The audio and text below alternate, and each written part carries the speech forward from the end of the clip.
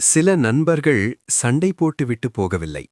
அவர்கள் எதுவும் சொல்லாமல் மெதுவாக நம் வாழ்க்கையிலிருந்து மறைந்து போய்விடுவார்கள். ஒரு நாள் திடீரென்று அல்ல, அது மிகவும் மெதுவாக நடக்கும். முன்பு தினமும் பேசினவர் இப்போது வாரத்திற்கு ஒருமுறை மட்டுமே பதில் தருவார். முன்பு நம்முடன் நேரம் செலவழித்தவர் இப்போது எப்போதும் பிஸி என்று சொல்ல ஆரம்பிப்பார். முன்பு நம்முடைய செய்தி அவர்களுக்கு முக்கியம், ஆனால் இப்போது அது அவர்களுக்கு ஒரு சாதாரண அறிவிப்பு மட்டுமே. நாம் ஆரம்பத்தில் இதை புரிந்து கொள்ள மாட்டோம். அவர்களுக்கு ஏதாவது பிரச்சனை இருக்குமோ என்று நினைப்போம். ஆனால் உண்மையில் பல நேரங்களில் காரணம் மிகவும் எளிது.